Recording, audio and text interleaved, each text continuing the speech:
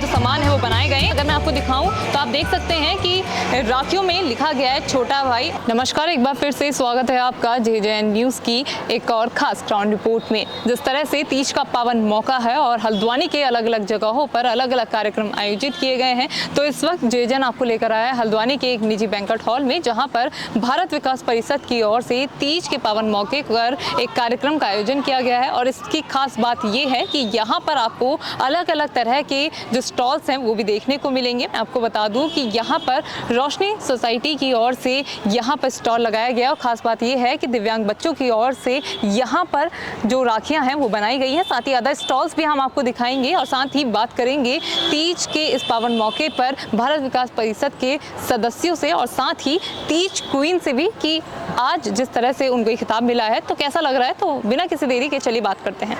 नमस्कार मैम। नमस्कार जी। आपका नाम? मैं रश्मि जैन। मैम, भारत विकास परिषद की ओर से तीज के पावन मौके पर यहाँ पर क्या कुछ कार्यक्रम आयोजित किया गया? मैं भारत विकास परिषद की सचिव हूँ और यहाँ पर मेन तीज के प्रोग्राम में जो गरीब कन्याएं हैं उनसे मेहंदी लगवाने का प्रावधान यहाँ किया गया है, जिससे कि उनकी कुछ अर्निंग हो और हमारे जो बच्चे और महिलाएं हैं, बालिकाएं हैं, वो किसी अन्य समुदायों के पास जाकर के हाथ में मेहंदी ना लगवाएं। अपने ही विशेष बच्चे इसीलिए हमने बुलाए हैं उनको, जिससे उनको कुछ फ़ायदा हो सकेगा। लगभग कितने बच्चे यहाँ पर आज आए होंगे? यहाँ पर 10 बच्चों को हमने बुलाया था और सभी ने मेहंदी लगवाई है और उन्हें पैसे दिए गए। तो मैं देख पा रही हूँ यहाँ पे स्टॉल्स भी बहुत सारे लगाए गए हैं, तो ये स्टॉल्स किन की तरफ से लगाए गए?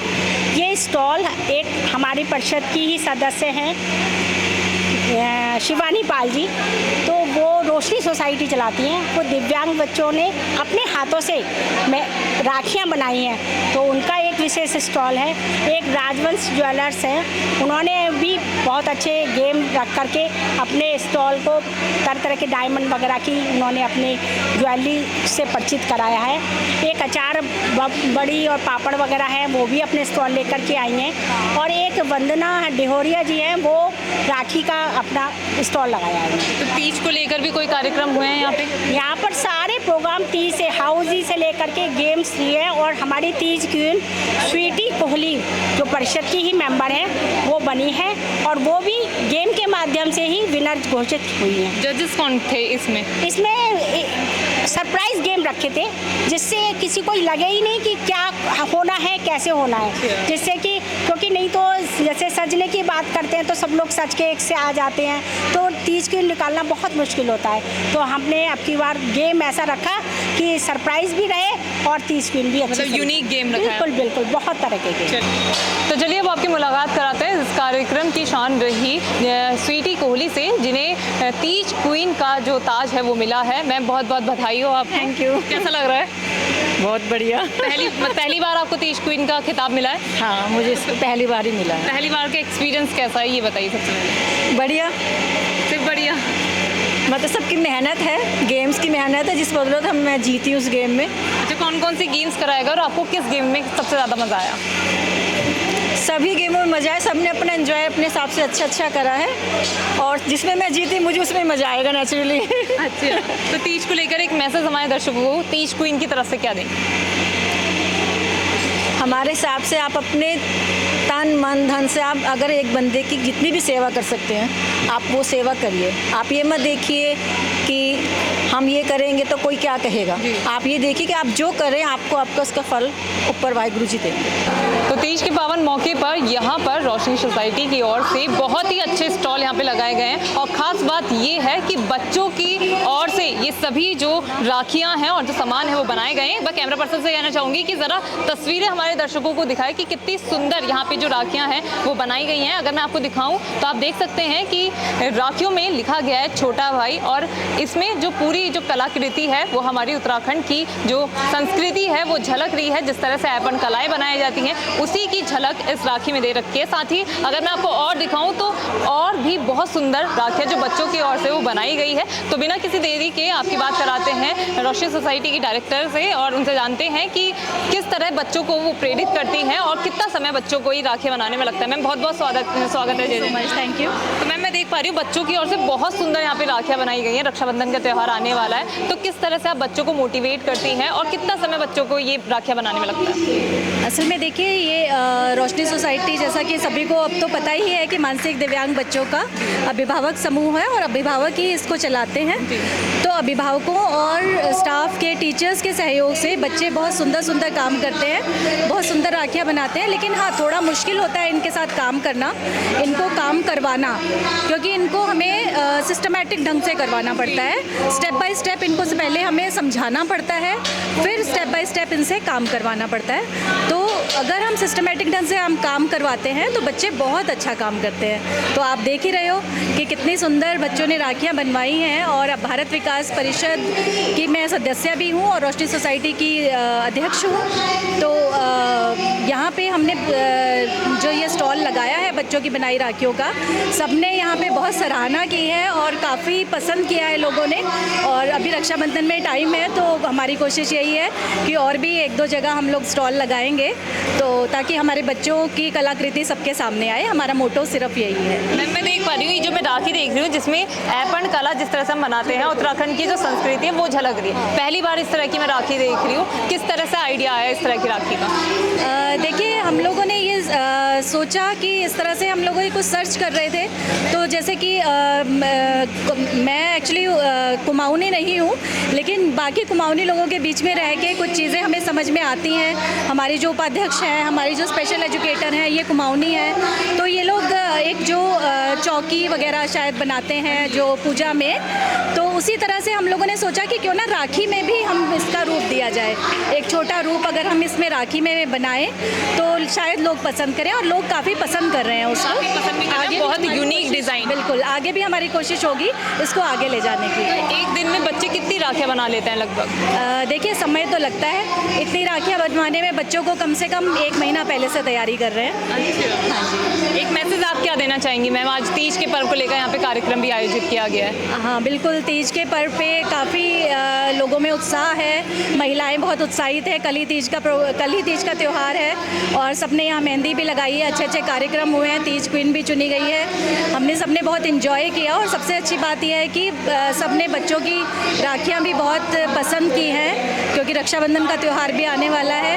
तो सबके मन में बहुत उत्साह है और आगे भी हमें सबने बहुत मोटिवेट किया है यहाँ पे कि आगे भी हम बच्चों की ऐसी ऐसी चीज़ें ला के यहाँ पे भारत विकास के साथ भी शेयर करें। और वैसे भी भारत विकास परिषद हमें हमेशा सहयोग करता रहा है, रोशनी सोसाइटी को, तो साथ ही रहा है हमें हमेशा। तो ये है कि आगे भी इस तरह के कार्यक्रम भारत विकास परिषद करता रहे, यही हमारी शुभकामनाएं हैं। और सभी को हम तीज की बहुत बहुत बधाई देते हैं। Thank you so much. नमस्कार मैम। नमस्कार, आपका नाम? वंदना डेरोलिया।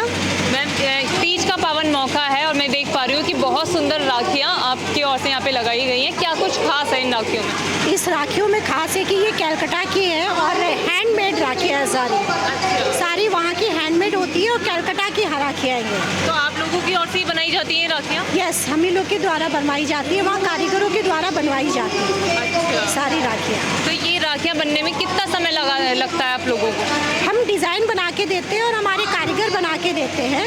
तो उन्हें मतलब तकरीबन एक राखी को बनाने में तो ज़्यादा टाइम नहीं लगता है। हम जब डिज़ाइन बनाते हैं तो उसमें टाइम लगता है बस। तो इस बार की यूनिक राखी अगर मैं कहूँ तो आपके पास कौन सी सबसे यूनिक राखी है? हमारे लिए तो सारी यूनिक है, लेकिन हमारी यूनिक है क्या आते ये हेल्थ कॉन्शियस भाभी राखी एंड राधा कृष्ण की राखी है।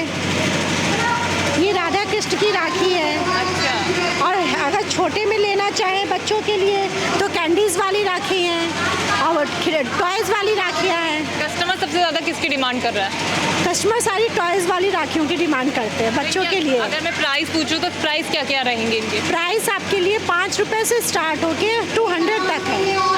आपके पास ये अफोर्डेबल प्राइस में है, इसमें आप कोई भी अफोर्ड कर सकता है। अगर उनको कम प्राइस चाहिए कम प्राइस है, हाई प्राइस में चाहिए हाई प्राइस में। नमस्कार। नमस्कार मैम। आपका नाम?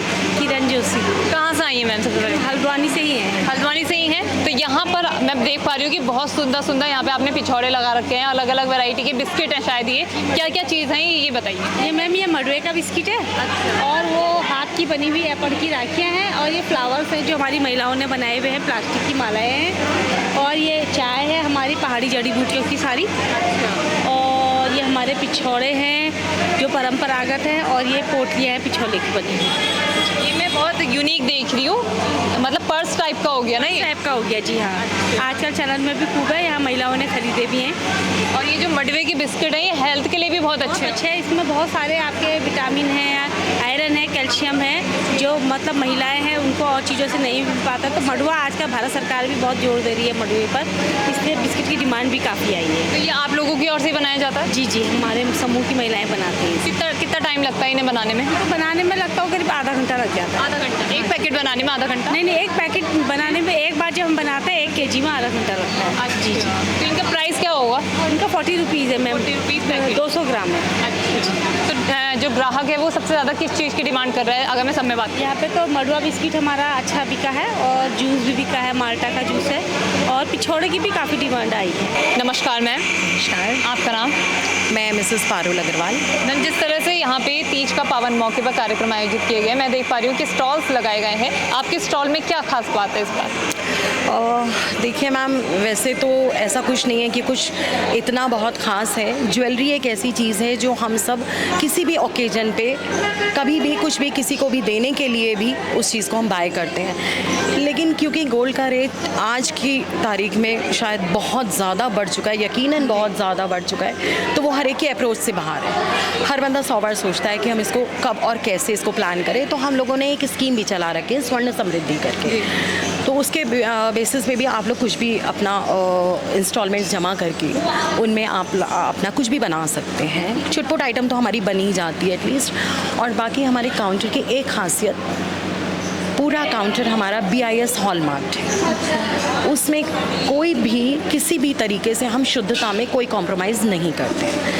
कॉम्प्रोमाइज़ से मतलब ये है कि हम अगर 91-60 की ज्वेलरी रखते हैं का मतलब 91-60, वो प्लस ही जाएगी, वो माइनस में नहीं जाएगी। बाकी चाहे सिल्वर हो, ये तो एक ज्वेलरी की बात होगी, चाहे वो सिल्वर की कोई भी आइटम हो, छोटी से लेके बड़ी भी, हम सिल्वर तक में 92.5 की ज्वेलरी रखते हैं। रही बात डायमंड्स की, तो हम लोग डायमंड्स में प्लस एंटीक ज्वेलरी में अपने लेवल पे अच्छा compete करते हैं। डायमंड्स में हमारे रेट्स ऑल ओवर मार्केट से, हम कहीं का भी चैलेंज आपको देते हैं, कहीं से आप कुछ भी बाय कर लीजिए। डायमंड के रेट्स हमारे हाफ से भी कम हैं। वो हमारी अपनी मैन्युफैक्चरिंग है। उसके अलावा आप ये मान के चलिए कि जो profit of margin other counters पे आप या ब्रांड्स पे लेते हैं, उस हिसाब से हम लोग काम नहीं करते। हम चाहते हैं जो पैसा आप हमें देते हैं जेन्युइनली उस पैसे का माल उतना आपके पास पहुंचे।